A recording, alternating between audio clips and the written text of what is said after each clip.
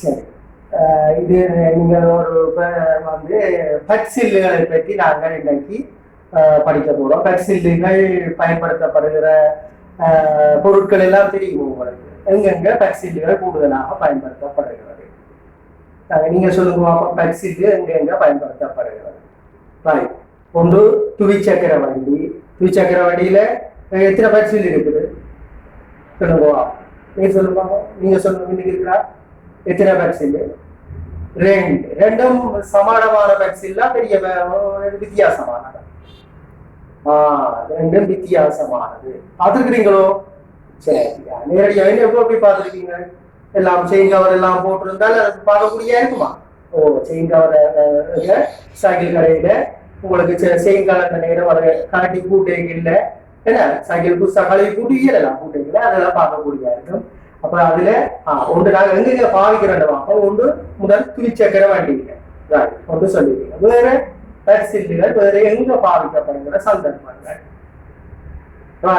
மணிக்கூடு, கடிகாரங்கள். சரி, கடிகாரங்களில பழைய கடிகாரங்களும் சரி, இப்ப நவீனமாக வந்த கடிகாரங்கள்ல கூடுதலாக நவீனத்துவமான எலக்ட்ரானிக் முறையில வந்திருக்குது. இருந்தாலும் கூடுதலான கிடையாது பச்சைக்கரங்கள் காணப்படுது. அது உள்ளுக்குலாம் நீங்கள் பார்க்கலாம். அங்க திருத்தவிடங்கள்ல பழைய மணிக்கூடுல நீங்க கண்டிப்பா கேட்கல, அதுலயும் பச்சைக்கரங்கள் காணப்படுது. அவ்வாறாக பச்சைக்கரங்கள் காணப்படும் பொருட்கள் என்னென்ன மூன்று விடிய தந்துட்டு ஒன்று காணப்படும் பொருள் இருந்தால் ஒன்று துவிச்சக்கர வண்டியில பச்சைக்கரங்கள் காணப்படும், மணிக்கூடுகள்ல காணப்படும். சரியான வேறு சில விளையாட்டு உபகரணங்கள்ல சில்லுகள் சுத்துவதற்கு ஏற்றதாக காணப்படும். ஏன்னா இந்த பழைய காலத்து அந்த வீடியோ டெக்கன் இருக்கும், அதுகள்ல பல பச்சைக்கரங்கள் கண்டு அதுதான் அந்த அந்த ஒளி நாடாக்களை சுத்த வச்சிருக்கு. அதெல்லாம் நீங்க அதை கலட்டி பார்த்தாவளுக்கு ஒரு இளையாளர்கள் தெரிகிறதுக்கு சந்தர்ப்பங்கள் போடக்கூடாது. இந்த வகையில நீங்கள் இப்ப காணக்கூடியதா இருக்கிறது துவிச்சக்கர வண்டி. அதுல வேறுபோ முதல் துவிச்சக்கர வண்டியில சில பாகங்களையும் பார்க்கும். துவிச்சக்கர வண்டியில உங்களுக்கு பொதுவாக தெரியும். இத பெரிய காட்டுறேன். இதை சொல்றது பெரிய பரிசில். இத பெரிய பரிசில் என்றும், இதுக்குள்ள இருக்கிறது பாருங்க, இதுல இருக்கிறது சிறிய பரிசில். சரிதானே? இதை சொல்றது காக் வீல். இங்கிலீஷ்ல சொல்றது காக் வீல். என்ன சொல்றது? இந்த பெரிய பரிசில் என்ன சொல்றது? Cog wheel. இது ஃப்ரீ வீல். Free wheel. சரியா? ஃப்ரீயா சுத்துறதுக்குரிய ஃப்ரீ வீல். சரிதானே? ஃப்ரீ வீல் இதை சொல்றது. சரிதானே? சிறிய பரிசில், பெரிய பரிசில். இதை சொல்றது சொல்லுவீங்க சங்கிலி. இதை சொல்றது செயின். என்ன செயின் சொல்லுவீங்க? செயின் கலந்து வச்சு சொல்லுவீங்க. இதை சொல்றது ஏன்னா இரும்பு சங்கிலி கொண்ட ஒரு செயின். சரிதானே? இதுதான் இதை சொல்லப்படுது. சரி, அதுல இந்த சங்கிலி வந்து அடுத்த நாள் நீங்க பார்க்க போறது இது துவிச்சக்கர வண்டியில சில காணப்படுகின்ற சில பகுதிகளை பார்ப்போம். இது என்னன்னு சொல்றாங்க. துவிச்சக்கர வண்டியில இது காணப்படுகின்ற சில பொருட்களையும் பார்த்துட்டு நாங்கள் மற்றதுக்கு போவோம். இது துவிச்சக்கர வண்டியில என்ன இதை என்னன்னு சொல்றேன். எங்க கண்டிருக்கிறீங்களா? துவிச்சக்கர வண்டியில எங்க கண்டிருக்கிறீங்க? ஓ, துவிச்சக்கர வண்டியில பின்பக்கம் இருக்குது. பின்பக்கம் இருக்குன்னு சொல்லுவீங்க. துவிச்சக்கர வண்டியில மட்காட் சேரு காட், அதாவது சேற்று தடுப்பு. என்ன மட்காட்ன்றது? சேற்று தடுப்பு. சேற்று தடுப்புக்கு பின்பக்கம் இருக்கு. அதை என்னன்னு சொல்றது? பேர் தெரியுமா? இது ஒளித்தெறி கருவி. என்ன சொல்றது? ஒளித்தெறி கருவி. லைட் இங்கிலீஷ்ல சொல்றது லைட் ரிஃப்ளெக்டர். பட் ஒளி இப்ப பின்னுக்கு வார இந்த வாரம் போய் உங்களோட மட்காட்டுல இருக்குது. நீங்கள் உங்களோட பின்னுக்கு வார ஒரு வாகனம் இரவுல ஒளியோட விளைவுல அது இந்த ஒளி இதுல பட்டு என்ன செய்யும்? திரைப்படைந்து உங்களுக்கு தெரியும். அப்போ ஒரு வாரம் உங்களை முன்னுக்கு போகுதண்டது தெரியும். அப்ப அதை காட்டுறது தான் இந்த இதை மட்காருக்கு பின்பக்கமாக போடுறார்கள். அது பின்பக்கம் தான் இருக்கும். வண்டியில பக்கத்து நாச்சந்தியில மற்ற பாட்டுல வாரதுக்கு சைட்ல உங்களோட பெடல் இதுலேயும் இப்ப சோப்பு ஒளித்தறியெல்லாம் போட்டிருக்கிறாங்க. வாகனங்களே இப்ப எல்லாம் எல்லா பக்கத்திலையும் போடக்கூடிய ஆரம்பிக்கு. ஏன்னா நாச்சந்தியில இந்த பக்கத்தால வாரதுக்கு தெரியும், இன்னைக்கு முன்னுக்கு போறது தான் தெரியும் வண்டி. அப்ப இதை சொல்றோம் லைட் ரிஃப்ளெக்டர், ஒளித்தறி கருவி. இதை தெரிஞ்சு வச்சிருக்கோம். அடுத்ததாக பிரேக் சொல்லி பிரேக், அது என்னன்னு சொல்றது? தடுப்பு. பிரேக். ஒரு சைக்கிள் ஓடிக்கொண்டு போய்கள்ல நிப்பாட்டுறதுக்கு எதை பயன்படுத்துறீங்க? பிரேக்ஸ். தடுப்புன்னு சொல்றது. தடுப்பு பேர் தடுப்பு.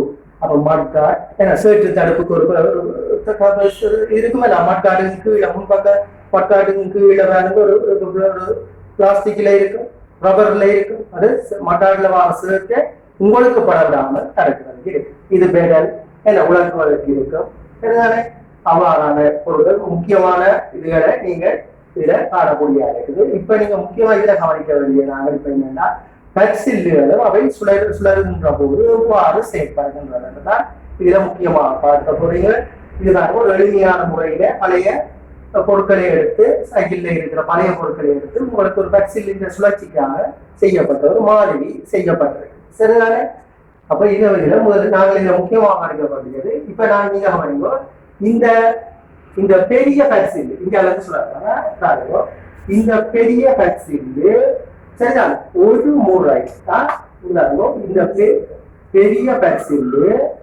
இது ஒரு முறை இப்படியே சுற்றுகிறார் முழுமையா சுற்று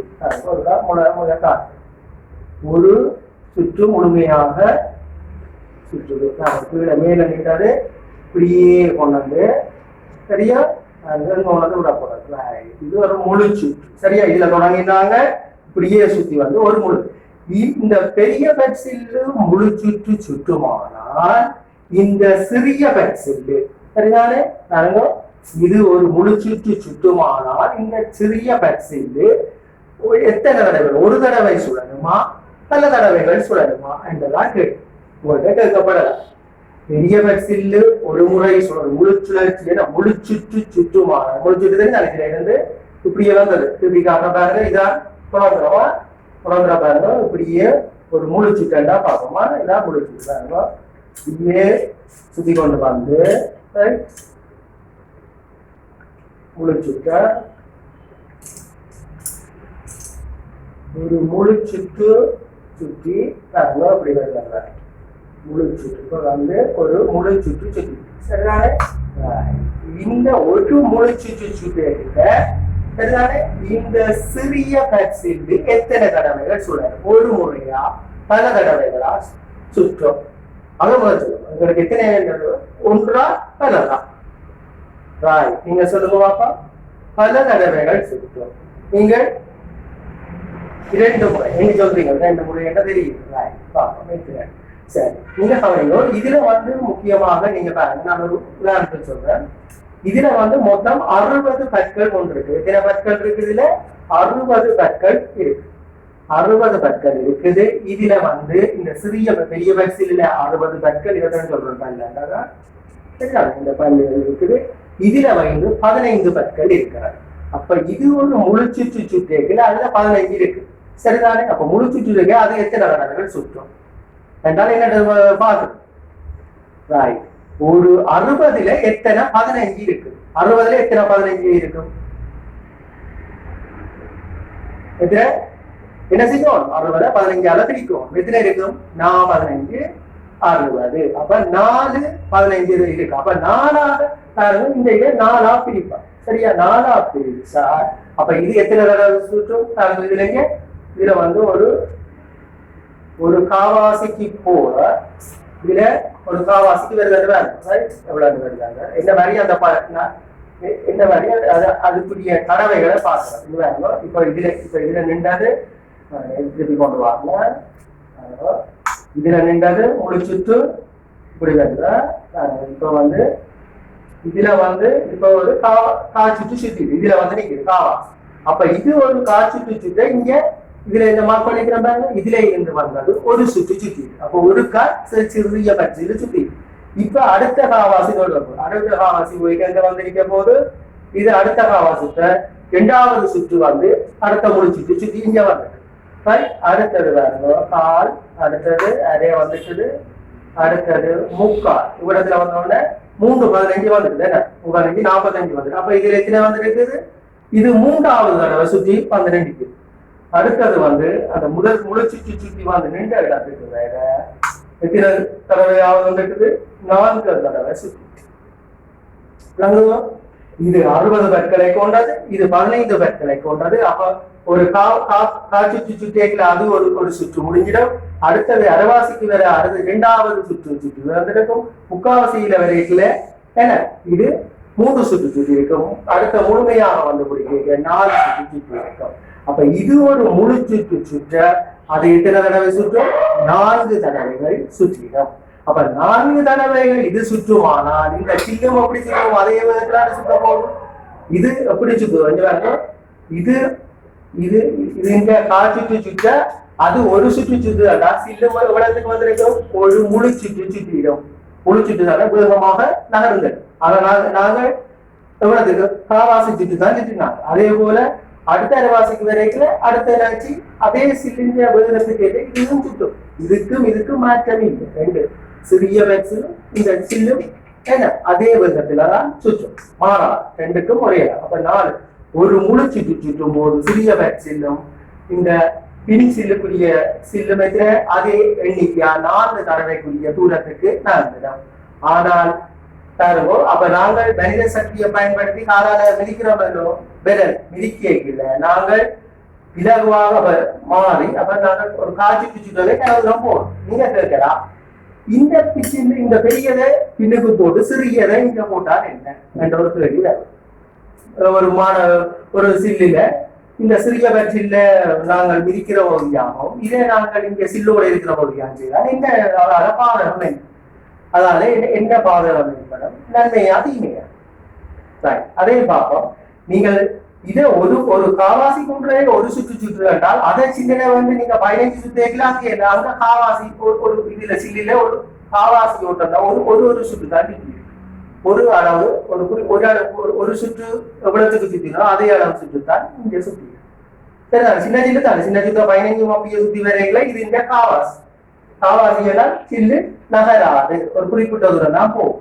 அடுத்த அரைவாசிக்கு வரைகளை அடுத்த 2வது சுற்றி சுற்றும். அப்ப குறிப்பிட்ட தூரம் அப்படியே முக்காவாசிக்கு போகும். 1 வரைகளை குறிப்பிட்ட இதை விட அது குறைந்த தூரத்தில் தான் நகர்த்தக்கூடியதா இருக்கும். அப்ப விளக்குற ஏன் இதை பின்னுக்கு இருக்கக்கூடாது, ஏன் அது முன்னுக்கு இருக்கக்கூடாதுன்றத வித்தியாசத்தை 2க்கு முடிய இதை நீங்க கண்டு பிடிச்சிட்டீங்க. சரிதானே? அப்ப பெரிய வேக்சின் எப்படி நாங்கள் சுழற்சிற பக்கமாக இருக்க சிறிய வேக்சின் இங்கே இருந்தால் நாங்கள் இதுல அப்ப என்னத்துக்காக இது அடுத்த இதை பார்க்கணும். மனிதங்களை நாங்கள் உலகிற சக்தி விரியமாகும். இல்லையா நீங்கள் அதை இங்க போட்டுக்கண்டால் நியாயமான தூரம் நீங்கள் மனித சக்தியையும் வீணாக்கி உடலை கலைச்சு குறிப்பிட்ட தூரம் தான் செல்லக்கூடியதா இருக்கு. அதுக்காகதான் நாங்கள் இந்த பரிசில் எவ்வாறாக பெரிய பரிசிலையும் சிறிய பரிசிலையும் அங்கே பொருத்தி இருக்கிறோம். சரிதானே? சரி. அப்ப பரிசில் சமமாக தானே. அப்ப இதுல 15 பரிசில் இதுல 60 என்றால் எப்படி எத்தனை சுற்று சுற்றும் என்றால் உங்களுக்கு கணிக்க தெரியும். இந்த பரிசில்கள் இலகுவாக சுழல்வதற்கு முக்கிய பங்காற்றுவது எது என்றா என்ன சொல்லுவா? இந்த பரிசில் இருக்குது. இதுகள் வந்து நாங்கள் இலகுவாக சுழல்வதற்கு சுழல்வதற்கு செயின் வந்து விலகலாம். என்ன பிரதான பெரிய பரிசில இருந்து பெரிய பரிசில இருந்து இந்த செயின் விலகி போகலாம். அதுக்குரிய காரணம் என்ன? இதுகளுக்கு போல தெரியும். இந்த பரிசில்கள் இலகுவாக இயங்குவதற்கு நாங்கள் முக்கியமாக ஒரு சில செயற்பாடுகளை அது இலவுபடுத்துவதற்காக பயன்படுத்துறது. அதுல வந்து இதுல முக்கியமானது ஆயில் என்று சொல்லிவிட்டேன். இதுல வந்து உராய்வு எண்ணெய் உராய்வை குறைக்கிற என்ன செய்வோம்? அந்த உராய்வு இறுகி இருக்கிறத குறைக்கிறதுக்காக நாங்கள் என்ன செய்வோம்?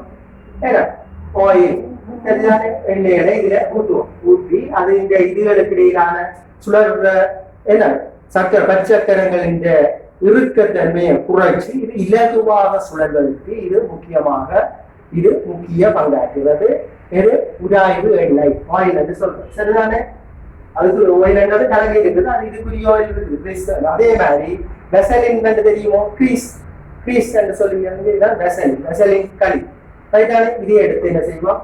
செயலில் இந்த பற்று இதுகளையும் செயலையும் பூசினோம்னா அந்த பல்லுகள்ல இருந்து விலகுறதா என்ன செய்யும்? கரத்தன்மை இருக்க மாட்டால் அதுல போய் பல்லு படப்படவும் அது சரியா போடுவோம். ஆனா அது சரியா இல்லைன்னா என்ன செய்யும்?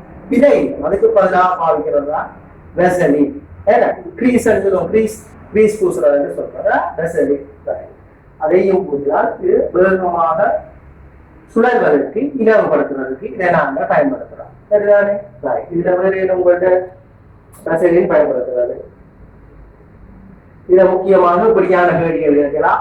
இதுல சில வேளை படங்கள் மூலமாக இருக்கலாம். இந்த பற்றில் இந்தியாலையும் இந்த பற்றில் இந்தியாலையும் போட்டு இது சரியாக வேகமாக சுழல்வதற்கு எந்த படம் பொருத்தமானதுன்னு உங்கள்கிட்ட கேட்கலாம். அப்ப உங்களுக்கு தெரியுதானே என்ன காரணத்துக்காக சிறிய பற்றில் இந்தியாவும் பேச எங்க புரிகிறாங்க.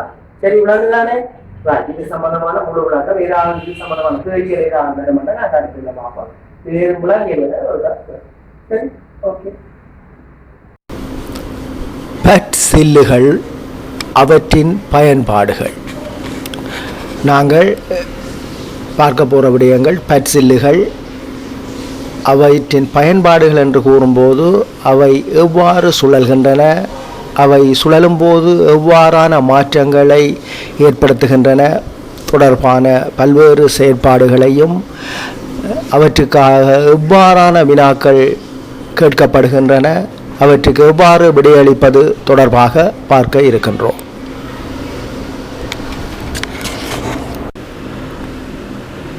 முதலாவது செயற்பாடாக இங்கு நீங்கள் உருவில் காணப்படுவது 2 பெட்சில்லுகள் தரப்பட்டுள்ளன.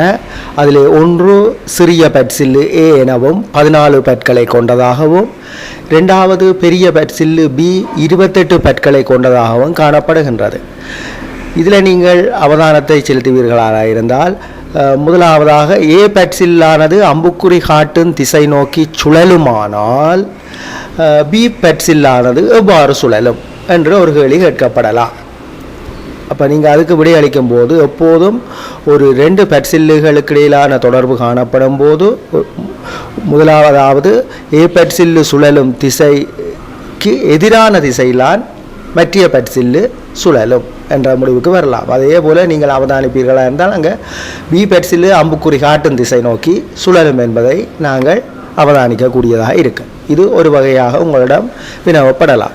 இரண்டாவதாக எண்ணிக்கை ரீதியாக, அதாவது A பெட்சில்லு, அதாவது சிறிய பெட்சில்லு 14 பெட்களை கொண்டதாகவும் B பெட்சில்லு 28 பெட்களை கொண்டதாக காணப்படுகின்ற அதே வேளையில் A பெட்சில்லானது எத்தனை முறை சுழலுமானால், அதாவது முழுச்சுற்று சுழலுமானால் B பெட்சில்லு முழுச்சுற்று சுழலக்கூடியதாக இருக்கும் என்று ஒரு வினாவப்படலாம். அப்போ நீங்கள் விடையளிப்பீர்களாக இருந்தால் இங்கு 14 சிறிய பெட்சில்லு 14 பெட்களை கொண்டது, B 28 பெட்களை கொண்டது. அந்த 28 பெட்கள் மொத்தம் 14, அதாவது 28 பெட்ல கொண்டதில் எத்தனை 14 இருக்குது? 2. அப்போ A பெட்சில்லானது 2 முறை முழுச்சுற்று சுற்றும் போது B பெட்சில்லானது ஒரு முழுச்சுற்று சுற்றக்கூடியதாக இருக்கும். அவ்வாறான ஒரு வினா உங்களிடம் கேட்கப்படலாம். அதே போல் B பெட்சில்லானது ஒரு முழுச்சுற்று சுற்றுமானால், அதாவது உங்களுக்கு தெரியும் ஏற்கனவே 28 பெட்களை கொண்டது ஏற்கனவே குறிப்பிடப்பட்டுள்ளது. ஒரு முழுச்சுற்று சுற்றி வரும்போது A பெட்சில்லானது எத்தனை முறை சுழலும் என்று கேட்கப்படலாம். ஒரு முழுச்சுற்று சுற்றணும் என்றால் இப்போ A பெட்சில் எத்தனை முறை அதுக்கிடையில் சுற்றி இருக்கும்?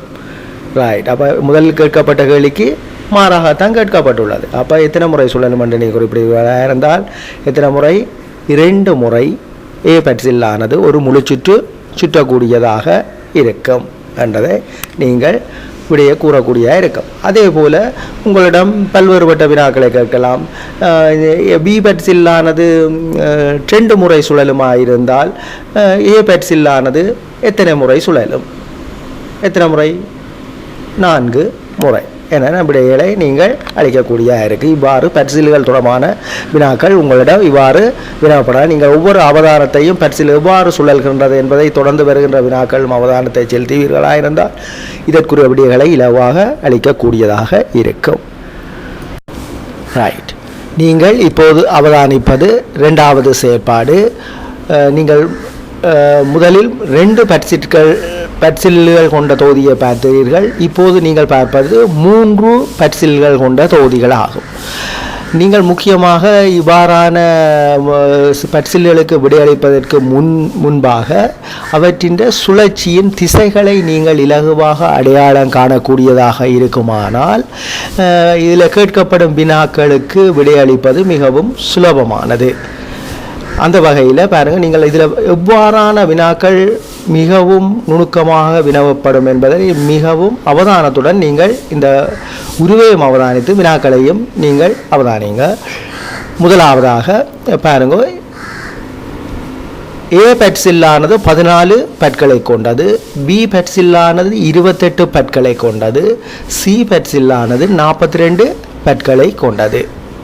இது முதலாவதாக தெரிந்திருக்க வேண்டும். இதில் முதலாவதாக உங்களுக்கு கேட்கப்படுமானால், பி பெட்ஸில்லானது ஒரு முறை முழுச்சுற்று சுற்றுவதற்கு ஏ பெட்ஸில்லானது எத்தனை முறை சுழல வேண்டும்? அதாவது பி பெட்ஸில் ஒரு முழுச்சுற்றி சுற்றி வரணும் என்றால் ஏ பெட்ஸில்லானது எத்தனை முறை சுழலும் போது ஒரு முழுச்சுற்றை பி அடையும் என்றுதான் உங்கள்கிட்ட கேட்கப்பட்டது. அப்போ உங்களுக்கு தெரியும், பி என்று 14, ஏ பெட்ஸில் 14 கொண்டது, பி 28 பற்களை கொண்டதுன்றது உங்களுக்கு தெரியும். அப்போ 28ல் எத்தனை 14 இருக்குது? 2. அப்போ ஏ பெட்ஸில்லானது எத்தனை தடவை? 2 முறை முழுச்சுற்று சுற்றும் போது பி பெட்ஸில்லானது ஒரு முழுச்சுற்று சுற்றும். சரிதானே? ரைட். எப்போதும் நீங்கள் இந்த சுழற்சியின் திசையை அவதானிக்கும் போது ஒரு பெட்சில்லின் முதலாவது பெட்சில்லுக்கும் 2வது பெட்சில்லுக்கும் உரிய சுழற்சி திசை எதிராகத்தான் இருக்கும். அதே திசையை ஒத்த திசையாக இருக்காது. ஒன்றை விட்ட பெட்சில்லானது ஒத்த திசையாக இருக்கும். அதை மிகவும் முக்கியமாக நீங்கள் கவனிப்பீர்களாக இருந்தால் இன்னும் நீங்கள் விடையளிப்பது சுலபமாக இருக்கும். அடுத்ததாக உங்கள்கிட்ட கேட்கப்படலாம், சி பெட்ஸில்லானது ஒரு முழு சுற்று சுற்றுவதற்கு ஏ பெட்ஸில்லானது எத்தனை முறை சுழல வேண்டும்? கவனிங்கோ, ஒரு சி பெட்ஸில்லானது ஒரு முழு சுற்று சுற்றி வருவதற்கு, அதாவது 42 பற்களை கொண்டது, ஒரு முழு சுற்று சுற்றுவதற்கு ஏ பெட்ஸில்லானது எத்தனை முறை சுழல வேண்டும்? என்ன செய்யணும்? 42ல் எத்தனை? 14. ஏன்னா 42 14 பிரிக்கிறது தானே. ஏன்னா எத்தனை 14 இருக்கும்? 3. ஏன்னா 14 42. ரைட். அப்போ ஏ பெட்ஸில்லானது 3 முழுச்சுற்று சுற்றும் போது சி பெட்ஸில்லானது ஒரு முழுச்சுற்று சுற்றும். சரிதானே? அந்த வினாக்களுக்கும் உங்களுக்கு விடையளிக்கக்கூடிய இருக்கும். இன்னும் அடுத்ததாக என்னோட கவனிங்கோ, சி பெட்ஸில்லானது ஒரு முழு சுற்றுவதற்கு பி பெட்ஸில்லானது எத்தனை முறை சுழல வேண்டும் என்று ஒரு கேள்வி கேட்கப்படுமாயிருந்தால், சரி, இப்போ 42 என்ன? அப்போ 42 28க்கு எத்தனை? ஒரு முழு சுற்று 28 போடும். மிச்சம் 42 அடையணுமெண்டா என்ன எத்தனை இருக்குது? 14. அப்போ 28ல் அரைவாசி தானே 14. அப்போ ஒரு பி பெட்ஸில்லானது ஒரு முழு சுற்றும் ஒரு அரை சுற்றும் சுற்று போது சி பெட்ஸில்லானது ஒரு முழு சுற்றை அடையும். சரிதானே? அந்த வகையில் இதற்குரிய வினாக்கள் பாருங்கள் எவ்வாறு வினவப்படுகிறது. இந்த உருவை வச்சுக்கொண்டே இவ்வளவு வினாக்களை உருவாக்கலாம், எப்படி கேட்கப்படலாம் என்பதை நீங்கள் மிகவும் அவதானத்துடன் பார்த்தீர்களாக இருந்தால் இதுக்கு இவ்வாறான வினாக்களுக்கு விடை அளிக்கலாம்.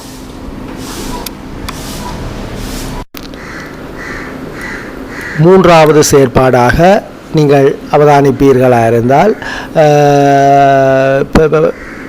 தூச்சக்கர வண்டியில் காணப்படுகின்ற பற்சக்கரம் கொண்ட ஃப்ரீவீல் சங்கிலியில் இணைக்கப்பட்டுள்ள ஒரு மாதிரி இங்கு தரப்பட்டுள்ளது. இதில் நீங்கள் முதலாவது பற்சக்கரம் 15 பற்களை கொண்டதாகவும், அதாவது ஏ, பி பற்சக்கரமும் 15 பற்களை கொண்டதாகவும் காணப்படுகின்றது. இங்கு அம்புக்குறி காட்டும் திசை நோக்கி இந்த சங்கிலி பற்சக்கரத்தினூடாக சுழல்கின்றது என்று உங்களுக்கு தரப்பட்டுள்ளது. அப்போ கேட்கப்படுகின்ற வினா, ஏ பற்சக்கரம் 15 பற்களை கொண்டது, பி பற்சக்கரம் 15 பற்களை கொண்டது. ஏ ஒரு முறை முழு சுற்று சுழலுமானால் பி எத்தனை முறை சுழலும் என்றுதான் உங்களிடம் கேட்கப்படுகிறது. உங்களுக்கு இப்போ தெரியுது, ஏயும் 15 பற்களை கொண்டது, பியும் 15 பற்களை கொண்டது. அப்போ இரண்டும் சம அளவுகள் கொண்ட பற்களை கொண்டது. அப்போ ஒரு ஏ ஆனது ஒரு முழு சுற்று சுற்றும் போது பி ஆனது எத்தனை முறை சுழலும்? அதே அளவு கொண்டதாகையால் ஒரு முழு சுற்று சுழலும் என்பதை நீங்கள் அறிந்து கொள்ளலாம்.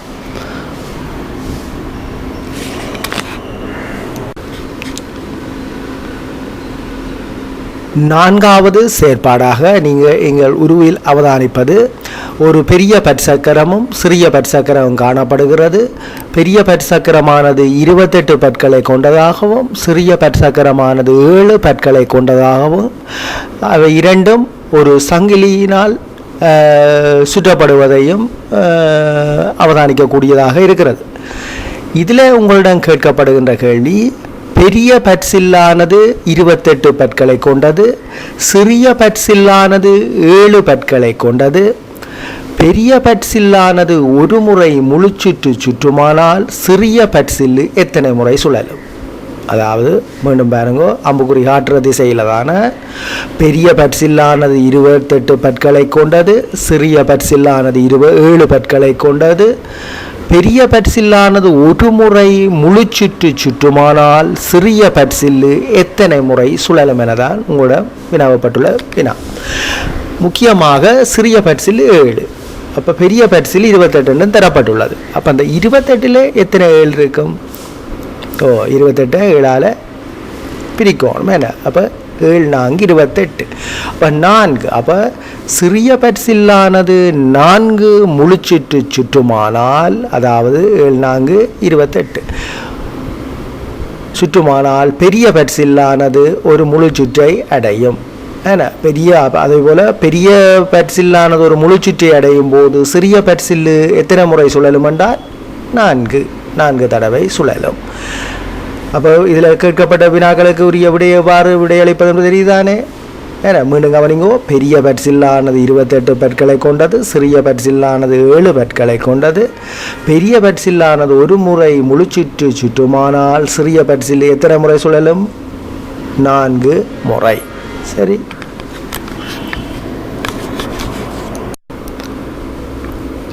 ஐந்தாவது செயற்பாடு. இங்கு 3 பற்சக்கரங்கள் காணப்படுகின்றது. அது ஒரு சங்கிலியினால் சுற்றப்படுவதை அவதானிக்கக்கூடியதாக இருக்கிறது.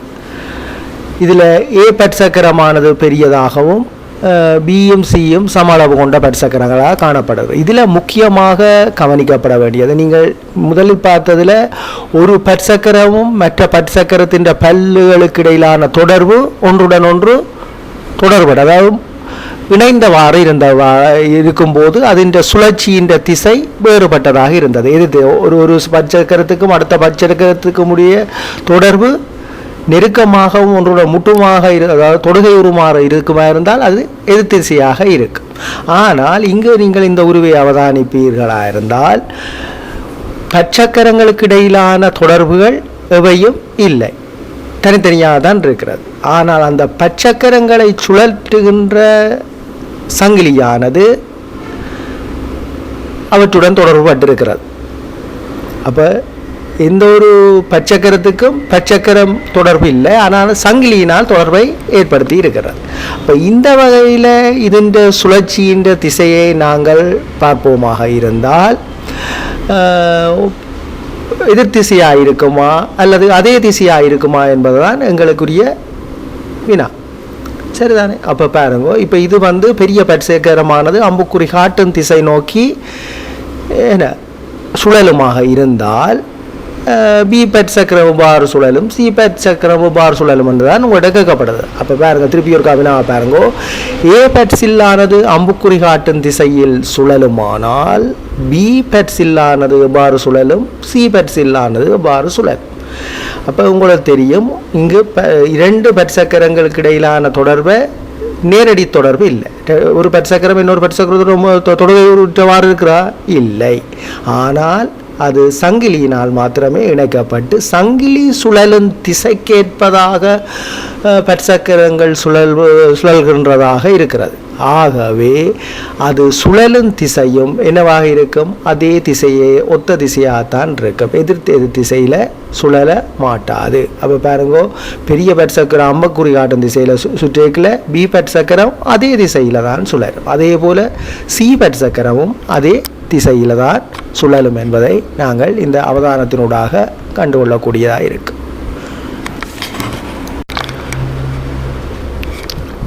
ரைட். இங்கு 6வது செயற்பாடாக நீங்கள் அவதானிப்பது 2 பற்சக்கரங்கள் இங்கு தரப்பட்டுள்ளது. ஏ என்ற பெரிய பற்சக்கரங்கள் 42 பற்களை கொண்டதாகவும் பி என்ற பற்சக்கரம் 21 பற்களை கொண்டதாகவும் காணப்படுகிறது. இவ்விரண்டு பற்சக்கரங்களும் சங்கிலியினால் சுற்றப்படுவதை அவதானிக்கலாம். இதில் உங்களிடம் கேட்கப்படுகின்ற கேள்வி, ஏ 42 பற்களை கொண்டது, பி 21 பற்களை கொண்டது. ஏ ஒரு முறை முழுச்சுற்று சுழலுமானால் பி எத்தனை முறை சுழலும்? கவனிங்கோ, ஏ 42 பற்களை கொண்டது, பி 21 பற்களை கொண்டது. ஏ ஒரு முறை முழுச்சுற்று சுழலுமானால் பி எத்தனை முறை சுழலும்? ரைட். அப்போ நீங்கள் வளமையாக இதில் பெரிய பற்சக்கரத்தில் 42 பற்களை கொண்டது, சிறிய பி என்ற பற்சக்கரமானது 21. அப்போ 42 எத்தனை? 21 எத்தனை? 42 21 பிரித்து நாங்கள் 2 என்ன 21 42. அப்போ பி பற்சக்கரமானது 2 முறை ஒரு சுற்றி ஒரு 2 முறையாக முழுச்சுற்றி அடையும் போது என்ன செய்யும்? ஏ பற்சக்கரமானது ஒரு முழுச்சுற்றை அடையும் என்றதை நீங்கள் அவதானத்தினூடாக அறிந்து கொள்ளலாம்.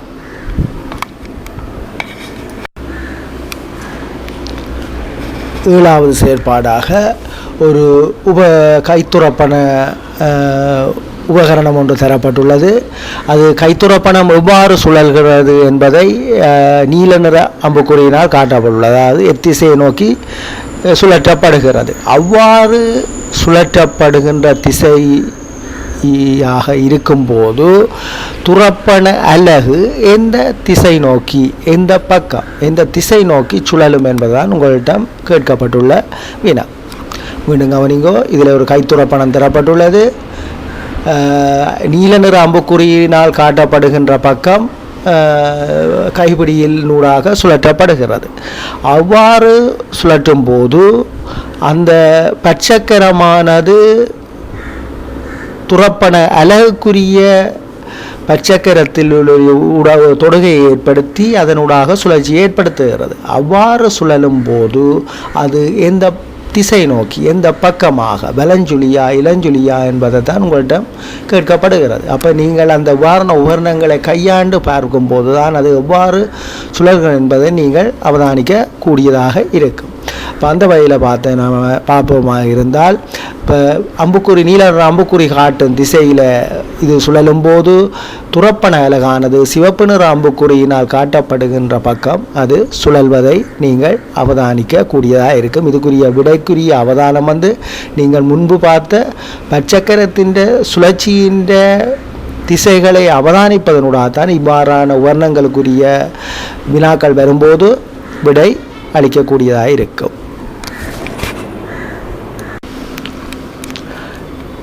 எட்டாவது வினா, கீழுள்ள உருவின்படி ஏ பற்சக்கரம் அம்புக்குறி காட்டும் திசை நோக்கி சுழலுமானால் பி பற்சக்கரம் எவ்வாறு சுழலும்? கவனிங்கோ, கீழுள்ள உருவின்படி ஏ பற்சக்கரம் அம்புக்குறி காட்டும் திசை நோக்கி சுழலுமானால் பி பற்சக்கரம் எவ்வாறு சுழலும் என்பது உங்களிடம் கேட்கப்பட்டுள்ளது. நீங்கள் படத்தை அவதானிங்கோ, அல்லது நீங்கள் உருவின் செயற்பாட்டை அவதானித்தால் ஏ குறிய பற்சக்கரமாகிற சுழலும் திசையை காட்டப்பட்டுள்ளது, அம்புக்குறி காட்டும் திசை. அவ்வாறு அது சுழலும் போது அதன் சுழற்சியானது கீழுள்ள பி என்ற பற்சக்கரத்தை எவ்வாறு சுழல்கின்றது என்பதை நீங்கள் அவதானிக்க கூடியதாக இருக்கிறது. அவ்வாறு நீங்கள் அவதானிக்கும் போது அதன் பற்சக்கரங்கள், அதாவது பி என காட்டப்பட்டுள்ள அம்புக்குறி காட்டும் திசை நோக்கி சுழல்வதை அதாவது நீங்கள் கீழுள்ள மணிக்கூட்டு திசையில் சுற்றுவதை நீங்கள் அவதானிக்கக்கூடியதாக இருக்கும். ஒன்பதாவது வினா, கீழுள்ள உருவின்படி ஏ பற்சக்கரம் அம்புக்குறி காட்டும் திசை நோக்கி சுழலுமானால் பி பற்சக்கரம் எவ்வாறு சுழலும்? அத்துடன் துறப்பன அலகு சி எவ்வாறு சுழலும்? மீண்டும் கவனிங்கோ, கீழுள்ள உருவின்படி A பற்சக்கரம் அம்புக்குறி காட்டும் திசை நோக்கி சுழலுமானால் B பற்சக்கரம் எவ்வாறு சுழலும், அத்துடன் துரப்பண அலகு C எவ்வாறு சுழலும். நீங்கள் முதலாவது முன்பு நாங்கள் பார்த்ததில் ஒரு கைத்துரப்பணம் எவ்வாறு சுழல்கின்றது, அதனுடைய செயற்பாட்டின் ஒரு உட்கட்டமைப்பைத்தான் இந்த படம் காட்டுகிறது. அதுக்குரிய பற்சக்கரம் எவ்வாறு தொழிற்படுகின்றது என்பதை இப்போது உங்களுக்கு நேரடியாகவே அதை வெளிப்படையாக பார்க்கக்கூடிய ஒரு முறையில் காட்டப்பட்டுள்ளது. அப்போ அவ்வாறு அதை நாங்கள் கையால் நாங்கள் சுழற்றும் போது பாருங்கோ, இந்த உருவில் நீங்கள் நேரடியாக அவதானிக்கக்கூடிய இருக்கிறது. A என்ற அம்புக்குறி காட்டும் திசை நோக்கி முதலாவது பற்சக்கரம் சுழல்கிறது. அது அம்புக்குறி காட்டும் திசை நோக்கி சுழலுமாறால் B பற்சக்கரமானது எவ்வாறு சுழலும், நீங்கள் முதல் பார்த்தது போல மணிக்கூட்டு திசையாக அது சுழலும். அதாவது இங்கே நீல அம்புக்குறியால் B என்று காட்டப்பட்டுள்ளதல்ல, அது சுழல்.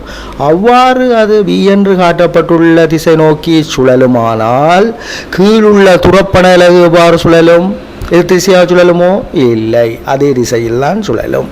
அப்போ நேரடியாக அந்த பற்சக்கரத்தினுடைய நேரடிய தொடர்பாக துரப்பண அலகு காணப்படுவதால் அதே திசையில் சுழலும். அதாவது C என்ற அம்புக்குறி காட்டும் திசையிலேயே சுழலும். அதாவது B என்ற பற்சக்கரம் சுழலுகின்ற திசையே இந்த நிலையில தான் C என்ற துரப்பண அலகும் சுழலும் என்பதற்கு நாங்கள் முடிவுக்கு வரலாம். பாருங்க, அது என்ன மாதிரி சுழல்கின்றது, அது எவ்வாறு அந்த துரப்பண அலகை சுழல வைக்கும் என்பதை உங்களுக்கு காட்டக்கூடியதாக இருக்கிறது. 10வது செயற்பாடாக நீங்கள் அவதானிக்க போவது, இங்கு 4 வகையான பற்சக்கரங்கள் சுழல்வதை நீங்கள் அவதானிக்கக்கூடியதாக இருக்கிறது. நீங்கள் உண்மையாக நீங்கள் இதில் அவதானம் என்பது மிக முக்கியம். அதாவது நீங்கள் பாருங்க, எதிரெதிர் பற்சக்கரங்கள் எவ்வாறு சுழல்கின்றது என்பதை முதலாவதாக நீங்கள் உற்று நோக்குங்க. அது நீங்கள் கீழே இருந்து மேலேயாக இருக்கலாம், கிடையாக இருக்கிற பற்சக்கரங்களாக இருக்கலாம். நீங்கள் ரெண்டையும் உற்று நோக்குங்க. அந்த வகையில் நீங்கள் உற்று நோக்கி அவதானித்ததிலிருந்து உங்களுக்கு தெரியுது, எதிரெதிராக இருக்கிற பற்சக்கரங்கள் எதிரெதிர் திசையாக சுழல்வதை அவதானிக்கக்கூடியதாக இருக்கிறது. அதை நீங்கள் முதல் உற்று நோக்கிய அவதானத்தின் மூலம் அறியக்கூடியதாக இருக்கிறது. இனி நாங்கள் ஒவ்வொரு பற்சக்கரத்தையும் தனித்தனியாக பார்ப்போமானால் பாருங்கள், A என்ற பற்சக்கரமானது சிவப்பு அம்புக்குறியினால் காட்டப்பட்ட திசை நோக்கி சுழலுமாக இருந்தால் B பற்சக்கரம் எவ்வாறு சுழலும்? A பற்சக்கரம் சுழலும் திசைக்கு எதிர் திசையாக சுழல்வதை நீங்கள் அவதானிக்கக்கூடியதாக இருக்கிறது. அதே போல D பற்சக்கரமானது நீல நிற அம்புக்குறியினால் காட்டப்பட்ட திசை நோக்கி சுழலுமானால் C பற்சக்கரமானது மஞ்சள் நிற அம்புக்குறி காட்டப்பட்ட திசை நோக்கி சுழல்வதை அவதானிக்கக்கூடியதாக இருக்கின்றது. இதுதான் உங்களோட முக்கியமான அவதானம். அப்போ இந்த வகையில் பாருங்க, இப்போ நாங்கள் 4ஐயும் தொடர்ச்சியாக ஒரு சுழற்சியை பார்க்க போகிறோம். A அம்புக்குறியானது சிவப்பு நிற அம்புக்குறி காட்டும் திசை நோக்கி சுழலும் போது அது கீழே அந்த பற்சக்கரத்தை முட்டும் போது என்ன நடக்கும்? D பற்சக்கரமானது நீல நிற அம்புக்குறி காட்டும் திசை நோக்கி சுழலும். அவ்வாறு D என்ற அம்புக்குறியா அதை காட்டும் திசை நோக்கி சுழலும் பற்சக்கரமானது B என்ற பற்சக்கரத்தை நகர்த்தும் போது மேல் நோக்கி நகர்த்தும். அதாவது B பச்சை நிற அம்புக்குறி காட்டும் திசை நோக்கி B என்ற பற்சக்கரமானது நகரும். B என்ற பற்சக்கரமானது அம்புக்குறி காட்டும் திசை நோக்கி நகரும் போது C என்ற பற்சக்கரத்தை முன்னோக்கி நகர்த்தும். அதாவது இங்கே மஞ்சள் நிற அம்புக்குறி காட்டும் திசை நோக்கி C என்ற பற்சக்கரம் நகர்வதை அவதானிக்கக்கூடியதாக இருக்கின்றது. அப்போ நீங்கள் இதில் இருந்து நீங்கள் பாருங்கள், ஒவ்வொரு எதிர் பற்சக்கரமானது எதிர் திசையாக சுழல்வதையும் ஒவ்வொரு பற்சக்கரமானது எவ்வாறு ஒவ்வொன்றை நகர்த்தும் போது அவை எவ்வாறு சுழல்கின்றது என்பதையும் நீங்கள் அவதானிக்கக்கூடியதாக இருக்கிறது. அப்போ இதில் வார ஒவ்வொரு இது உங்களுக்கு நேரடியாக சுழல்வதை அவதானிக்கக்கூடியதாக இருக்கிறது. ஆனால் நீங்கள் படத்தை நேரடியாக காட்சிப்படுத்தி போட்டு உங்களிடம் கேட்கப்படும் வினாக்களுக்கு நீங்கள் விடையளிக்கும் போது அங்கே சுழல்ற முறை தெரியாது.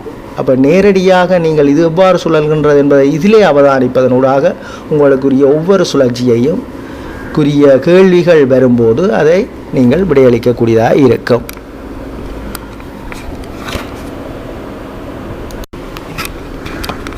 சரி, அடுத்தது 11வது செயற்பாடாக ஒரு கைத்துறப்பணம் உங்களுக்கு காட்டப்பட்டுள்ளது. ஏற்கனவே நீங்கள் ஒரு கைத்துறப்பணத்தை பொதுவாக பார்த்திருக்கிறீர்கள். இது கைத்துறப்பணம் எவ்வாறு சுழல்கின்றது, அவற்றினுடைய பட்சில்லுகள் எவ்வாறு சுழல்கின்றது என்பதையும் நீங்கள் நேரடியாகவே அதன் அமைப்பை பார்க்கக்கூடியதாக இருக்கிறது. முதல் பார்த்த கைத்துறப்பணத்துக்கும் இப்போ பார்க்குற கைத்துறப்பணத்துக்கும் ஒரு வெளிப்படையாக உங்களுக்கு அதனுடைய பச்சக்கரங்கள் தெரியக்கூடிய நிலையில் இருக்கிறது. அப்போ நீங்கள் முதல் பார்த்த சுழற்சியினை அடிப்படையாக வைத்து இதற்குரிய விடையை நீங்கள் இந்த நேரடியான ஒரு காட்சி படத்தை வைத்து விடையை எழுதக்கூடியதாக கூறக்கூடியதாகவும் இருக்க வேண்டும். அந்த வகையில் பார்க்க போகிறோம். கீழுள்ள உருவின்படி கைத்துறப்பணத்தின் கைச்சுழலி, அதாவது கைச்சுழலி என்னது இங்கே ஏ என்று காட்டப்பட்டுள்ளது, அம்புக்குறி காட்டும் திசை நோக்கி சுழலுமானால், அதாவது முன்னோக்கி என அம்புக்குறி காட்டும் திசை நோக்கி சுழலுமானால் பி பெட்ஸில்லானது எவ்வாறு சுழலும், சி பெட்ஸில்லானது எவ்வாறு சுழலும் என கூறுகாண்டு சொல்லப்பட்டிருக்கு. பாருங்க திருப்பி, கீழுள்ள உருவின்படி கைத்துறப்பணத்தின் கைச்சுழலி ஏ அம்புக்குறி காட்டும் திசை நோக்கி சுழலுமானால் பி பெட்ஸில்லு எவ்வாறு சுழலும், சி பெட்ஸில்லு எவ்வாறு சுழலும் என கூறுக என்று கேட்கப்பட்டது. அப்போ இதில் நீங்கள் முக்கியமாக அவதானிக்கப்பட வேண்டியது முதலாவதாக சுழல் கைச்சுழலி. கைச்சுழலி எந்த திசையாக சுழல் முன்னோக்கி நாங்கள் சுத்த போகிறோம். அவ்வாறு சுழலும் போது அந்த பச்சக்கரமானது 2 பச்சக்கரத்தை சுழல வைக்க போகுது. ஒன்று சி என்ற பச்சக்கரம், மற்றது பி என்ற பச்சக்கரம். அதில் பி என்ற பச்சக்கரத்தோடு இணைந்து காணப்படுவது தான் இது கை துறப்பணத்தின் அலகும் இருக்கும். அதுவும் எந்த பக்கம் சுழலும் என்பது எது தீர்மானிக்க போகுது, பி என்ற பச்சக்கரத்தின் சுழற்சி. இப்போ நாங்கள் முன்னோக்கி, அதாவது ஏ என்ற சுழலியை சுழட்டும் போது அப்போ சுழற்க கீழிலிருந்து அது சுத்த போகுது. அது பச்சக்கரத்தின் இதை 2 முட்டியை கொண்டிருக்கல, தொடுகையை ஏற்படுத்தியவாறு இருக்குல்ல, அவ்வாறு ஏற்படுத்தும் போது அது கீழிருந்து ஒவ்வொரு பச்சக்கரம் தட்டும் போது எங்கே எவ்வாறு நகரும், மஞ்சள் நிற அம்புக்குறி காட்டும் திசை நோக்கி சி என்ற பச்சக்கரமானது நகரும், அதாவது சுத்தும். அதே போல பி பச்சக்கரமானது பாருங்க மேலே இருந்து வரைகளை எப்படி தரும், அப்படியே கீழே இருந்து வரும்போது கீழ் நோக்கி நகர்த்தப்படும். அப்போ கீழ் நோக்கி ஒவ்வொன்றையும் தட்டைக்கு என்ன மாதிரி செய்யும் பாருங்கோ, பி என்ற பச்சக்கரம் பச்சை நிற அம்புக்குறி காட்டும் திசை நோக்கி நகரும்.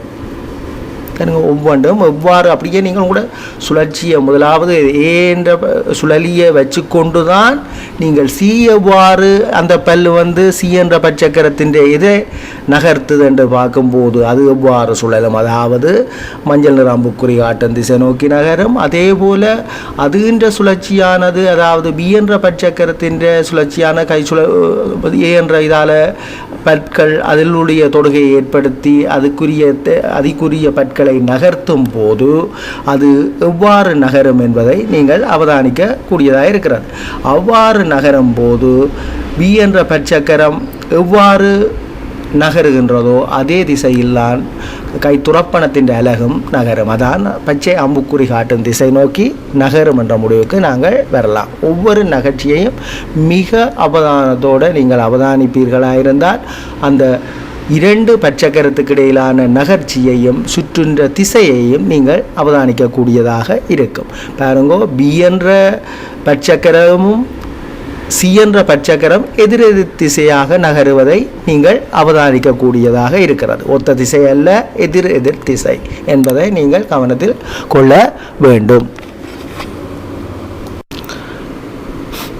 12வது செயற்பாட்டை நாங்கள் பார்ப்போமாக இருந்தால், இங்கு 4 வகையான பற்சக்கரங்கள் தரப்பட்டுள்ளது. நீங்கள் முதல் பார்த்த பற்சக்கரங்களின் அமைப்பை விட இது வித்தியாசமான முறையில் காணப்படுகிறது. அதாவது ஏ என்ற பற்சக்கரமானது தனி பற்சக்கரமாகவும் பி என்ற பற்சக்கரமும் சி என்ற பற்சக்கரமும் ஒரே கோலில் இணைக்கப்பட்டுள்ளதாகவும் டி என்ற பற்சக்கரம் தனியான ஒரு கோலில் இணைக்கப்பட்டதாகவும் காணப்படுகின்றது. இதன் அமைப்பை நீங்கள் இன்னும் நுணுக்கமாக அவதானிப்பீர்களாக இருந்தால் உங்களுக்கு தெரியும், ஒரு நேர்கோட்டில் வார 2 பற்சக்கரங்கள் அருகருகாக, அதாவது ஏயும் பியும், அதாவது ஏ சுழலுகின்ற திசைக்கு எதிர் திசையாகத்தான் எது சுழலும், பி என்ற பற்சக்கரம் சுழலும் என்பதை நீங்கள் அறிவீர்கள். அந்த பி என்ற பற்சக்கரம் அமைக்கப்பட்டுள்ள கோலில் தான் சி என்ற பற்சக்கரமும் அமைக்கப்பட்டுள்ளது. அவ்வாறு அமைக்கப்படும் சந்தர்ப்பத்தில் பி பற்சக்கரம் எவ்வாறு சுழல்கின்றதோ அதே திசையில் தான் சி என்ற பற்சக்கரமும் சுழலும் என்பதையும் நீங்கள் அந்த கோலில் ஒரே கோலில் இணைக்கப்பட்டுள்ளதால் அது சுழற்சி அடையும் என்பதை நீங்கள் அறிவீர்கள். அதே வேளையில் சி என்ற பற்சக்கரமானது சுழற்சி அடைகின்ற போது அதன் நேர்கோட்டில் காணப்படும் டி என்ற பற்சக்கரமானது எவ்வாறு சுழலும், எதிர் திசை. நேர்கோட்டில் காணப்படும் பற்சக்கரங்கள் எப்போதும் அருகருகாக காணப்படும் பற்சக்கரங்கள் எப்போதும் எதிர் திசை என்பதை நீங்கள் அறிவீர்கள். ரைட். அந்த வகையில் நீங்கள் இப்போ முதலாவதாக பார்ப்போமானால் ஒவ்வொரு பற்சக்கரத்தையும் என்ற பற்சக்கரமான சிவப்பு அம்புக்குறி காட்டும் திசை நோக்கி சுழலுமானால் பி என்ற பற்சக்கரமானது நீல நிற அம்புக்குறியினால் காட்டப்பட்ட திசை நோக்கி சுழற்சி அடையும்.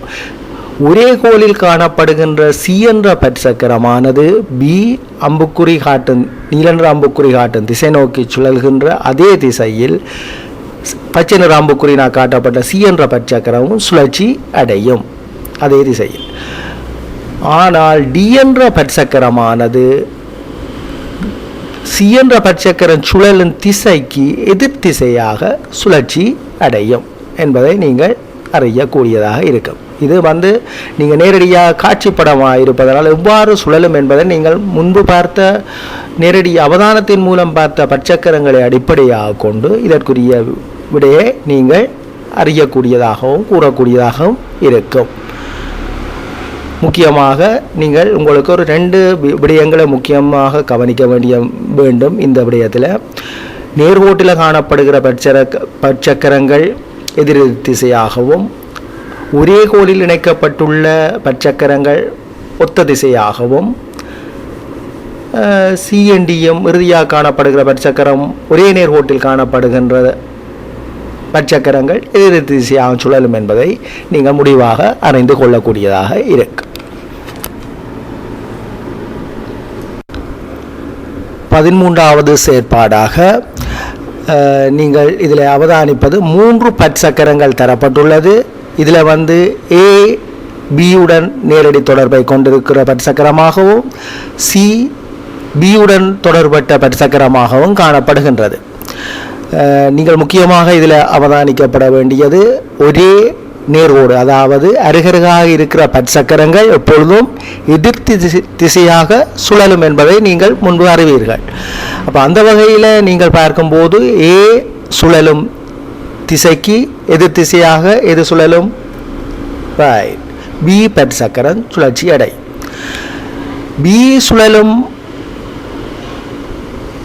பி சுழல்கின்ற பற்சக்கரமானது, அதாவது திசையானது, அதற்கு எதிரான திசையாக எந்த பற்சக்கரம் சுழலும், சி. ஏனென்றால் ஒரே நேர்கோட்டிலும் தொடுகை பிசி உரிய பற்சக்கரங்கள் தொடர்பட்டிருப்பதால். அந்த வகையில் பார்ப்போமானால் ஏ பற்சக்கரமானது சிவப்பு நிற அம்புக்குறி காட்டும் திசை நோக்கி சுழலுமானால் பி பற்சக்கரமானது ஏ பற்சக்கரம் சுழலும் திசைக்கு எதிர் திசையாக, அதாவது பச்சை நிற அம்புக்குறி காட்டும் திசை நோக்கி சுழற்சி அடையும். பி என்ற பற்சக்கரம் பச்சை நிற அம்புக்குறி காட்டும் திசை நோக்கி சுழலுமானால் அதற்கு எதிர் திசையாக சி என்ற, அதாவது நீல நிற அம்புக்குறி காட்டும் திசை நோக்கி சி பற்சக்கரம் சுழலும் என நாங்கள் இந்த நேரடி அவதானத்தினூடாக அறியக்கூடியதாக இருக்கிறது. ரைட். இதே உருவில் இன்னொரு வினா கேட்கப்படலாம். தரப்பட்ட அவதானத்தில் ABC என்ற 3 பற்சக்கரங்கள் காணப்படுகின்றன. இந்த 3 பற்சக்கரங்களிலும் ஒரே திசையில், அதாவது ஒத்த திசையில் சுழலும் பற்சக்கரங்களுக்குரிய எழுத்துக்கள் அவை. எந்த பற்சக்கரங்கள் என்று கேட்கப்பட்டுள்ளது. இப்போ நீங்கள் இப்போ முதலாவது செயற்பாட்டில் நீங்கள் அவதானிச்சிட்டீங்க. இப்போ எந்த பற்சக்கரமானது ஒத்த திசையாக ஒரே திசையாக சுழல்கின்றது என உங்களிடம் கேட்கப்படலாம். எந்த சக்கரம் என்று சொல்லுங்க பார்ப்போம். ரைட், நல்லது. A பற்சக்கரமும் C பற்சக்கரமும் ஒரே திசை ஒத்த திசையாக சுழல்கின்றது. அதாவது இதுக்குரிய இந்த ஒத்த திசையாக சுழலுக்குரிய ஒரு காரணியாக அமைவது B என்ற பற்சக்கரத்தின் நகர்ச்சி.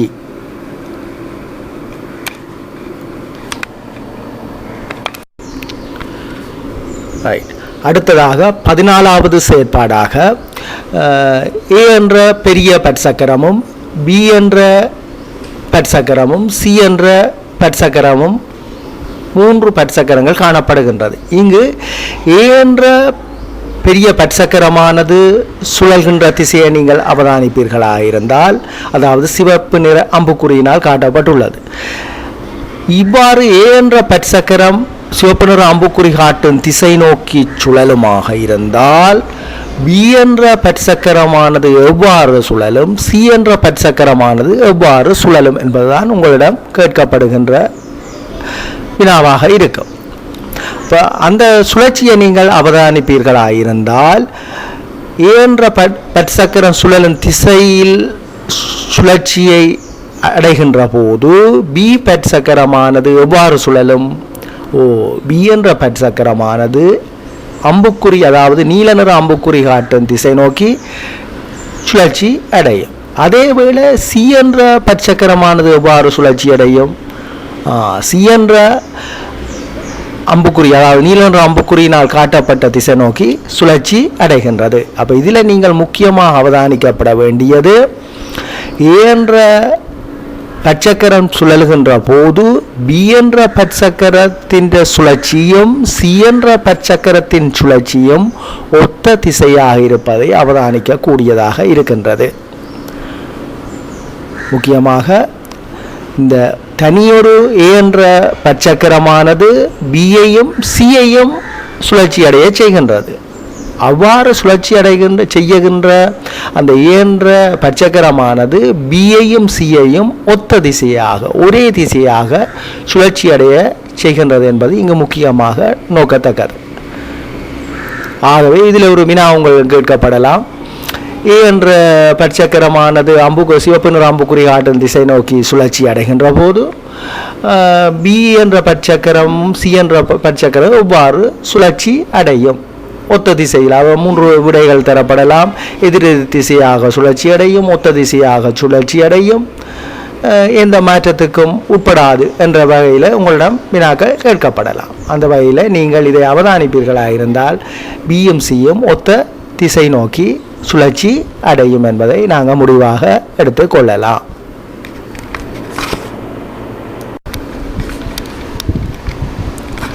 அடுத்த செயற்பாடாக 15வது செயற்பாடாக இங்கு 4 பற்சக்கரங்கள், அதாவது உங்களுக்கு தெரியும் நேர்கோட்டில் தரப்பட்டுள்ளது. நீங்கள் முக்கியமாக இதில் அவதானிக்கப்படுது, இதில் வேலை ஆக்குவதில் இந்த பற்சக்கரங்களின் பங்கும் முக்கியம் என்பதை கவனத்தில் கொள்ளப்பட வேண்டும். நீங்கள் மேல் வகுப்பில் படிப்பீர்கள். இந்த வாகனங்களுக்கு கியர் பாக்ஸ், அதாவது வேகமாக ஆக்சிலேட்டரை மாற்றுற போது கியரை மாற்றுற இடையில் இந்த பற்சக்கரங்கள் முக்கிய பங்கு வகிக்கிறது. இது இப்போ உங்களுக்கு தேவையில்லை என்றாலும் மேல் வகுப்புகளில் இதுகளின் பங்களிப்புகள் மிக முக்கியமானது. ஒவ்வொரு பற்சக்கரங்களின் மாற்றத்துக்கு உட்படும் போது அவை எவ்வாறு வேகமாக சுழல்கின்றது என்பதை நீங்கள் அறியக்கூடியதாக இருக்கும்.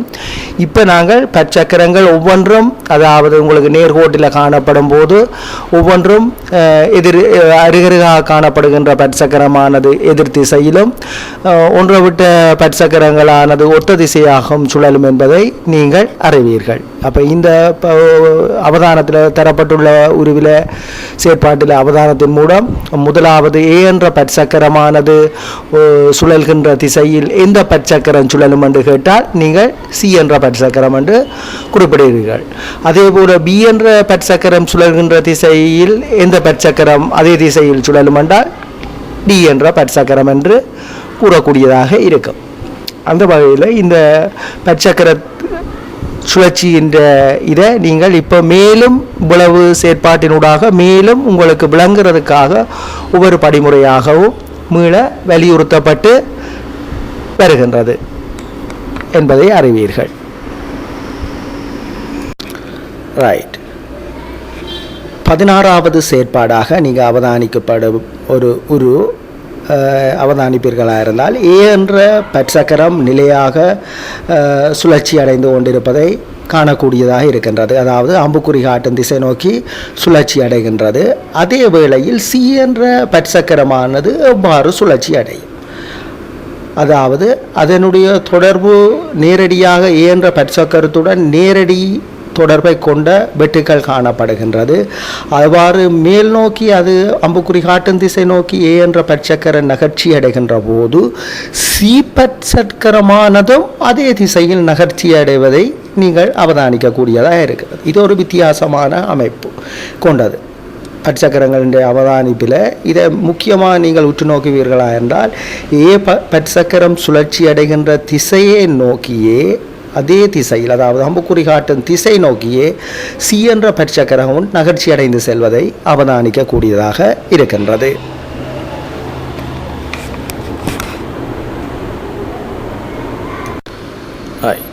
பதினேழாவது செயற்பாடாக இதில் 5 பற்சக்கரங்கள் காணப்படுகின்றன. அதில் நீங்கள் ஒரு மையத்தில் ஒரு பெரிய ஒரு பற்சக்கரம் சற்றென குறிப்பிடப்பட்டுள்ளது. மற்றும் ஏபிசி என ஒரே அளவான 3 பற்சக்கரங்களும் அதை சுற்றி ஒரு பெரிய பற்சக்கரம் எக்ஸ் எனவும் காட்டப்பட்டுள்ளது. இதில் நீங்கள் முக்கியமாக கவனிக்கப்பட வேண்டியது அவதானத்தில் சற்றென்ற பற்சக்கரமானது அதாவது நீல நிற அம்புக்குறி காட்டும் திசை நோக்கி சுழற்சி அடைகின்றது. உங்களுக்கு தெரியும் அருகருகாக காணப்படுகின்ற தொடுகை உருகின்ற பற்சக்கரமானது எதிர் திசையாக சுழற்சி அடையும். அதாவது சட் கொண்ட பற்சக்கரமானது சுழற்சி அடைகின்ற திசைக்கு எதிர் திசையாக எது சுழற்சி அடையும்? ஏபிசி. அப்போ ஏபிசி சுழற்சியானது ஒத்த திசையாக காணப்படும். சற்றுக்கு எதிர் திசையாக காணப்படுவது ஏபிசி. ஆனால் சற்றுக்கு எதிர் திசையாக காணப்படுகின்ற ஏபிசி கொண்ட பற்சக்கரமானது ஒத்த திசையாக காணப்படும். அவை ஒன்றுக்கொன்று ஒத்த திசையாக சுழற்சி அடைந்து கொண்டிருப்பதை அவதானிக்கக்கூடியதாக இருக்கு. ஏபிசி ஒத்த திசையாக காணப்படுகின்ற அதே வேளையில் அவை எக்ஸ் பற்சக்கரத்தை நேரடி தொடர்பை கொண்டிருப்பதால் அவை ஒத்த திசையாக நகர்த்தக்கூடியதாக இருக்கிறது. அதாவது ஏபிசி 3 பற்சக்கரங்களும் சேர்ந்து எக்ஸ் பற்சக்கரத்தை நகர்த்துகின்றன. அவை ஒத்த திசையை நோக்கி நகர்த்துவதை நீங்கள் அவதானிக்கக்கூடியதாக இருக்கும். அதாவது நீங்கள் முதலாவது செயற்பாட்டில் அவதானித்ததென்ற ஒரு மேலதிகமாக செய்யப்பட்ட ஒரு செயற்பாடு தான் இந்த செயற்பாடாக அமைகின்றது. நீங்கள் வடிவாக மிகவும் அவதானத்துடன் நுணுக்கமாக இதை அவதானிப்பீர்களாக இருந்தால் அந்த சுழற்சியினை மிகவும் நேர்த்தியாக அறியக்கூடியதாக இருக்கும். அடுத்தது 18வது செயற்பாடாக 2 பற்சக்கரங்கள் உருவில் காட்டப்பட்டுள்ளது. 2 பற்சக்கரங்களும் ஒத்த திசையாக சுழல்கின்ற அதே வேளையில் 2 பற்சக்கரங்களும் ஒன்றுடன் ஒன்று தொடர்பட்டதாக காணப்படுகிறது. அதாவது கீழே பாருங்கள், சிவத்த அம்புக்குறியினால் காட்டப்பட்ட முறையில் அந்த 2 பற்சக்கரங்களும் வைக்கப்பட்டுள்ள முறை. அதாவது ஒன்று சிவத்த அம்புக்குறியால் பி என்ற பற்சக்கரமும் ஏ என்ற பற்சக்கரமும் வைக்கப்பட்ட முறையை இந்த சிவப்பு நிற அம்புக்குறி காட்டப்படும் முறையிலே வைக்கப்பட்டுள்ளது தான் அது காட்டுகிறது. நீங்கள் இவ்வளோ முதல் பார்த்ததில் நேர்கோட்டில் இருந்தது. இது அம்புக்குறி காட்டப்படும் திசை முறையில் வைக்கப்பட்டு ஆனால் 2 பற்களும் ஒன்றுடன் ஒன்று முட்டக்கூடிய முறையில் அதாவது தொடுகை ஏற்படும் வண்ணம் பொருத்தப்பட்டுள்ளது.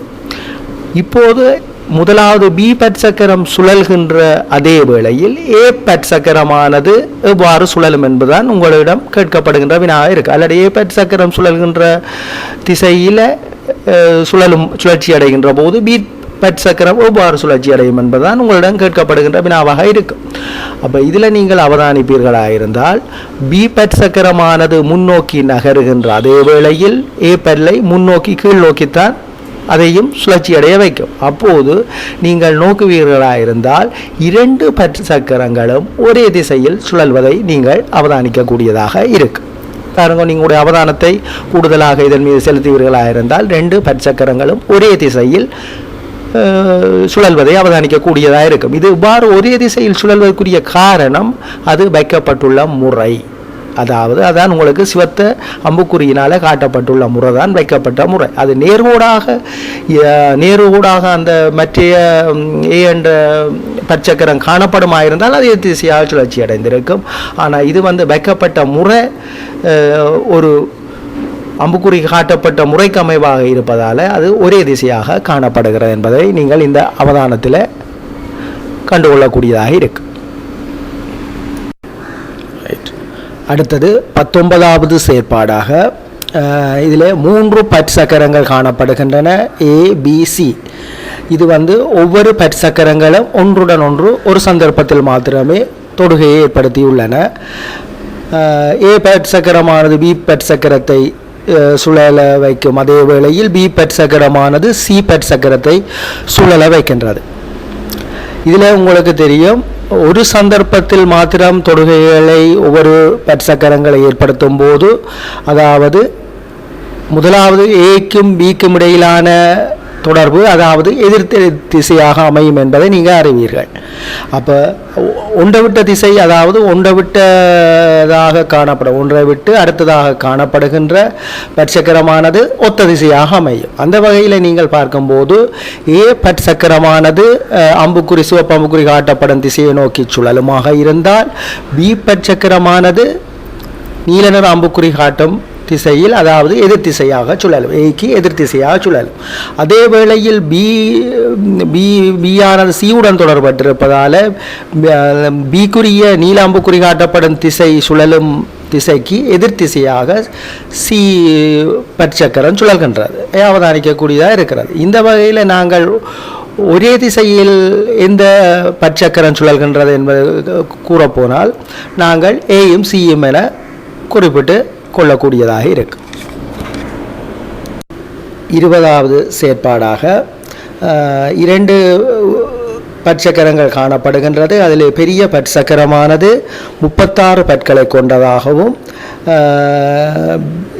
சிறிய பட் சக்கரமானது பி 18 பட்களை கொண்டதாகவும் காணப்படுகின்றது.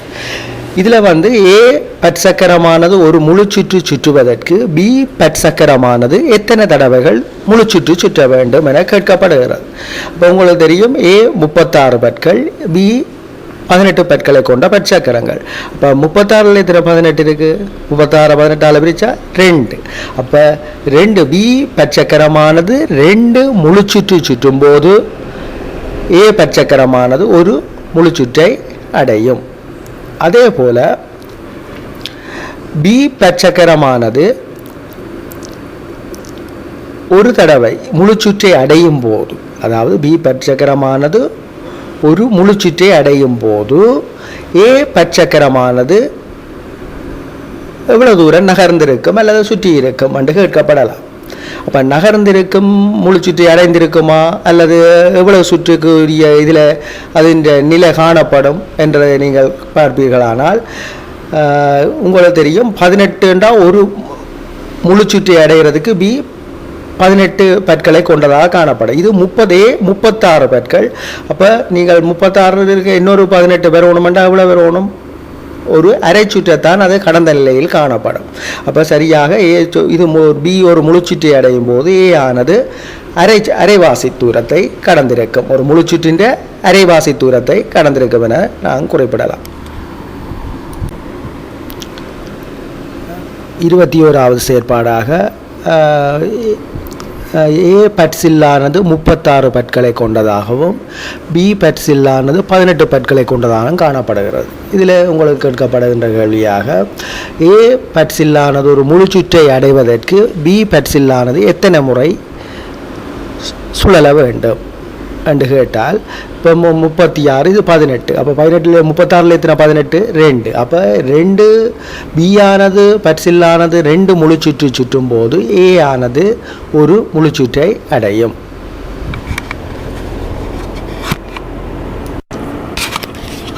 இருபத்தி 2வது செயற்பாடாக 2 பற்சக்கரங்கள் உருவில் காட்டப்பட்டுள்ளது.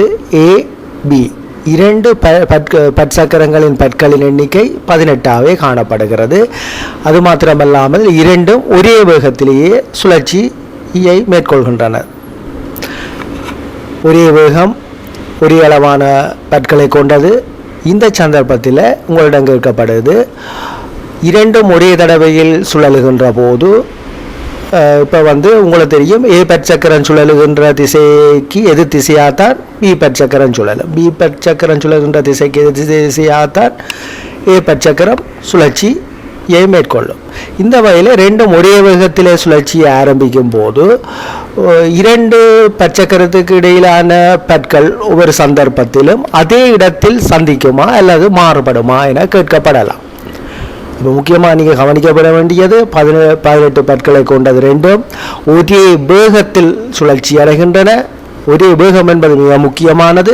இந்த சந்தர்ப்பத்தில் ஒரு சந்தர்ப்பத்தில் 2 பற்சக்கரங்களில் ஒரு பல்லானது ஒரு சந்தர்ப்பத்தில் சந்திக்கும், அதே வேளையில் அவை மீண்டும் சுற்றி வருகின்ற போது மீண்டும் அதே இடத்தில் சந்திக்குமா இல்லையா என்று கேட்கப்படலாம். இந்த இடத்துல நீங்கள் என்ன மாதிரி விடை அளிப்பீர்கள்? இரண்டும் சந்திப்பதற்கான சந்தர்ப்பம் இருக்குது, ஒரே நேரத்தில் சந்திக்கும், மாறுபட மாட்டாது. சரி, நல்லது. என்னென்றால் இதில் உங்களுக்கு முக்கியமாக ஒரே வேகம் என்பது முக்கியமாக, ஒரே வேகத்தில் ரெண்டும் ஒரே நேரத்திலேயும் ஒரே வேகத்திலேயும் சுற்றி கொண்டு இருக்குது. அதே வேகத்தில் 18 பற்களையும் கொண்டது. அப்போ ரெண்டுக்கும் இடையில் மாறுபாடு அங்கே இல்லை. அப்போ ஒவ்வொரு சந்தர்ப்பத்திலும் அது அந்த பற்கள் ஒவ்வொன்றும் அதே இடத்துல அந்தந்த பற்களை சந்திப்பதற்கான சந்தர்ப்பம் இருக்குது என்பதை முடிவாக கொள்ளலாம். 23வது செயற்பாடாக இங்கு உங்கள் உருவில் காட்டப்படுகிறது 6 பற்சக்கரங்கள் சுழல்வதை நீங்கள் அவதானிக்கக்கூடியதாக இருக்கிறது. இந்த 6 பற்சக்கரங்களும் ஒன்றுடன் ஒன்று மாத்திரமே தொடர்பட்டிருக்கின்றன. ஒவ்வொரு பற்சக்கரம் இன்னொரு பற்சக்கரங்களுடன் தொடர்பை ஏற்படுத்தி இருக்கிறதை ஒழிய 2 சந்தர்ப்பங்களில் தொடர்பை ஏற்படுத்தவில்லை என்பதை நீங்கள் பார்க்கக்கூடியதாக இருக்கிறது. இந்த சந்தர்ப்பத்தில் உங்களிடம் கேட்கப்படுகிறது, ஏ பற்சக்கரத்துக்கு ஒத்த திசையாக சுழலும் பற்சக்கரங்கள் எவை? திருப்பி கவனிங்கோ. ஏ என்ற பற்சக்கரத்துக்கு ஒத்த திசையாக சுழலும் பற்சக்கரங்கள் எவை? உங்களுக்கு தெரியும், ஒரு பற்சக்கரத்தை விட்டு ஒன்றை விட்டு அடுத்த சக்கரம் தான் ஒத்த திசையாக இருக்கும். அப்போ அந்த வகையில் அது மாத்திரமல்லாமல் இதில் ஒரு சந்தர்ப்பத்தில் ஒரு பற்சக்கரத்தோட இன்னொரு பற்சக்கரம் தான் தொடர்பை ஏற்படுத்தி இருக்கு என்பதையும் முக்கியமானது. அப்போ அந்த வகையில் ஏ பற்சக்கரம் சுழலும் திசைக்கு ஒத்த திசையாக சுழலும் பற்சக்கரம் எதென்று கேட்டால், அப்போ ஒன்றை விட இதில் நாங்கள் பார்க்கும்போது சி Y என்ன, சி அடுத்தது Y, அப்போ CAY ஒரே திசையாக சுழலும். அடுத்தது ஏ பற்சக்கரத்துக்கு எதிர் திசையாக சுழலும் பற்சக்கரம் எதென்று கேட்டால் BXZ, BXZ சரிதானே? அப்போ BXZ இதுவை இவை ஏ என்ற பற்சக்கரத்துக்கு எதிர் திசையாக சுழலும் பற்சக்கரங்களாக கொள்ள முடியும். அவ்வாறான வினாக்களும் உங்களிடம் கேட்கப்படலாம். அடுத்ததாக 24வது செயற்பாடாக உங்களுக்கு உருவில் 5 பற்சக்கரங்கள் காட்டப்பட்டுள்ளன. அவை சுழலும் முறையும் காட்டப்பட்டுள்ளது. அதில் சி பற்சக்கரம், பி பற்சக்கரம், XYZ ஆகிய பற்சக்கரங்கள் காணப்படுகின்றது. அந்த வகையில் இதன் சுழற்சியை அடிப்படையாக வைத்து உங்களிடம் வினாக்கள் கேட்கப்படுகின்றது. ஒத்த திசையாக சுழலும் பற்சக்கரங்கள் அவை. அப்போ ஒத்த திசை என்றால் ஏதோ ஒன்று 2 வகையில், ஒன்று பலஞ்சுழியாக இருக்கலாம், இடஞ்சுழியாக இருக்கலாம். அதில் ஒத்த திசையாக சுழலும் பற்சக்கரங்கள் அவை என்ற இதில் வகைப்படுத்தலாம். அப்போ அந்த வகையில் நீங்கள் பார்க்கும்போது சியும் எக்ஸும் ஒத்த திசையாக இருக்கிறது. சியையும் எக்ஸையும் ஒரே திசையாக சுழல்வதை அவதானிக்கலாம். அடுத்ததாக BYZ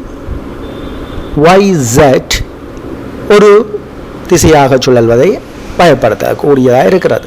அப்போ அந்த வகையில் நாங்கள் 2 வகையாக வகைப்படுத்துவதனூடாக நாங்கள் இந்த சுழற்சியை அறியக்கூடியதாக இருக்கின்றது.